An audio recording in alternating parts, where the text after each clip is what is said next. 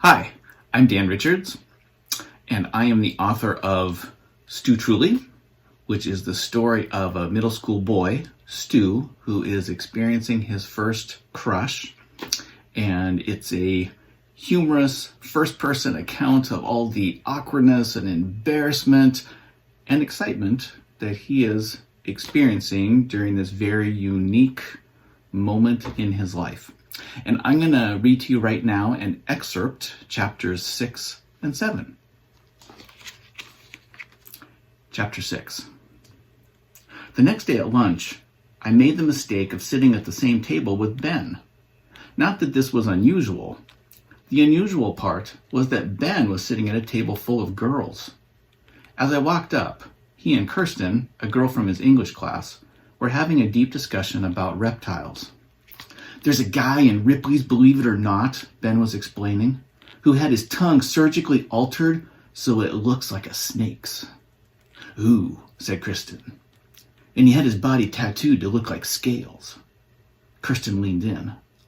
My grandmother's boyfriend has a lizard that rides around on his shoulders, even when they go to the movies.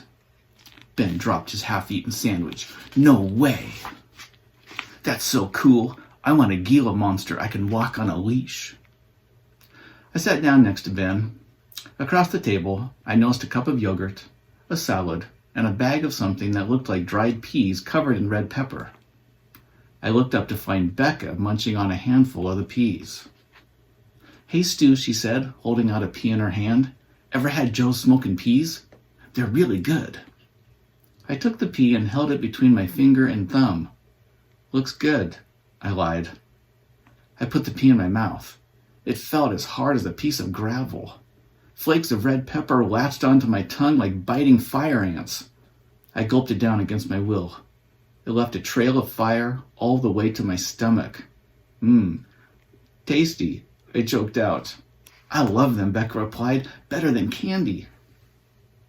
Comparing peas to candy was like comparing school to vacation. The two shouldn't even be used in the same sentence. I jammed a hand into my own lunch bag and discovered a leftover pork chop, apple slices, and a hard-boiled egg. The apple slices were for show, but the rest of it was pretty much a perfect meal. And then I looked at the yogurt, salad, and peas of fiery death across from me. I was now a vegetarian, or so Becca thought. I let go of the pork chop and pulled out the apple slices. Want one? Oh, those look good. Becca took a slice and bit off a dainty piece. Ben would have shoved the whole thing in his mouth, bag and all. Instead, I heard him still discussing reptiles with Kirsten. I like Gila monsters because they're the only venomous lizard native to the United States. Really? Kirsten replied, her attention locked on Ben. I had never seen anyone's attention locked on Ben before, not even mine, and I was his best friend. Something seemed out of place. Yeah, he continued, they live in the Southwest and can eat just about anything, even horses and stuff. Strangely, Ben's head appeared to be swelling larger. I rubbed my eyes. It had to be the cafeteria lighting. His head couldn't get any bigger. He was like one of the dwarves from The Hobbit. He once tipped over while watching a beetle crawl between his feet. What else did you bring? I looked up to find Becca staring at my lunch bag. What else did I bring? I peeked inside at the remaining contents. Well, I have, was a hard-boiled egg vegetarian? I couldn't remember. Actually, my mom gave me money to buy lunch, I said, staring down at the brown paper bag clutched in my hands. Becca's eyebrows wrinkled. Oh, I didn't know they had any vegetarian entree options. I looked up at the cafeteria reader board. Today's menu? Hamburger or chicken strips with French fries.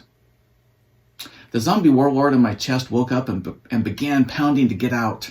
I very much wanted to free him so he could find someone else's chest to pound on and leave me to die in peace. Neither of us got what we wanted. I rolled the top of my lunch bag down tightly and got up. Excuse me, I'm going to go buy some milk.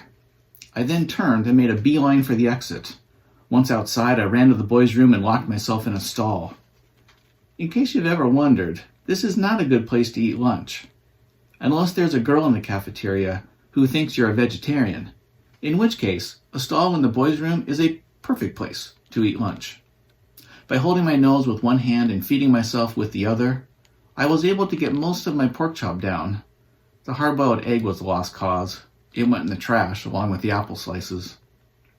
For the remainder of lunch, I hunkered down in the stall and tried to ignore the thought of what boys normally do in the bathroom, none of which made keeping lunch down any easier.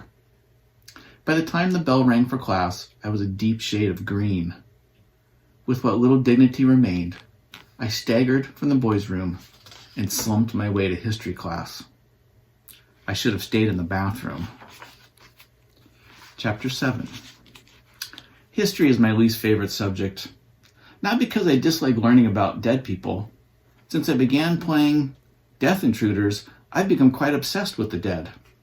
But because I'm stuck sitting next to Jackson. Not only is he tall for his age, he's the only guy I know with an actual chin hair. The way he strokes it, you'd think there was a gerbil attached to his face. To make matters worse, he goes around in muscle shirts. Just because he actually has muscles doesn't mean he needs to show them off like some sort of circus freak show. If I had muscles, I would keep them neatly tucked inside my t-shirt where they belong. I wouldn't stand there posing while giving my oral presentation on the Incas. Normally, Jackson's behavior wouldn't bother me except for one small fact. Becca's desk sat in the front row. After the lunchroom incident, I was once again doing my best to ignore her, but that plan wasn't working. If anything, the more I tried, the more my attention went right back to her. The only saving grace was that my desk sat in the back of the classroom where Ben couldn't see my gaping stares. Were that to happen, I'd be introducing myself as Armando at my new school somewhere east of the Rockies. Jackson finished his oral report to a smattering of applause, none of which came from me. The only smattering I cared about was the smattering of hair on my arms, so downy soft that my forearms could be mistaken for a newborn chick. Man, I hate puberty and the way it changes people. Other people. I looked up to find Jackson taking his seat. "Pretty good, huh?" Jackson whispered. I hunkered down in my chair. Yeah, I guess." "When are you going?" he asked. When was I going? What was he talking about? "Stu, you're up," Ms. Hunzinger called from the head of the class. Up? Up what? And that's when it hit me. With the events of the last few days, I'd forgotten all about my oral report. "I don't think there's enough time," I tried. "There's still 45 minutes of class left. Now let's get on with it." My thoughts swirled. I hadn't done the reading, or listened well enough to Jackson to know what he'd read. I had no excuse, at least none I was willing to give in front of the class. The door caught my eye. I could probably make it out before my teacher could stop me. But where would I go? "We don't have all day, Mr. Truly." I rose from my desk and walked to the front of the room like a man being dragged to the gallows. If only my head were being chopped off, it would be so much easier. But my life is never that quick and painless. "The Incas lived a long time ago," I began. I paused, reaching deep inside for something I knew about the Incas. I came up empty-handed. "They lived in groups and invented a lot of cool things." Beads of sweat formed on my forehead. "Can you give some examples?" Ms. Hunzinger prompted. "Yes, of course," I replied without enthusiasm. "They made clothing and cooking utensils. I was pretty sure all ancient people had done that. And invented ink. This was a stretch, but with a name like the Incas, it only followed." Giggles rose from the class. "And they built ships. This had to be true. What ancient civilization didn't build ships?" Laughter fluttered about. Apparently at least one civilization hadn't. "Mr. Truly, have you done any research at all on the Incas?" My sweatshirt smelled like something had crawled inside and died. From the corner of my eye, I could see Becca with her eyes down. "Not any I can remember at the moment." "Shall we try again Monday?" Ms. Hunsinger continued. "I think I know how you'll be spending your weekend. Am I right?" I slunk back to my seat. "Bummer," Jackson said, the muscles of his jaw rippling. Even his jaws could ripple. He handed me a couple books. "Read these. They're really good." I looked down at the world of the Incas and Incas then and now. Muscles, facial hair, and smart. He was a downright menace.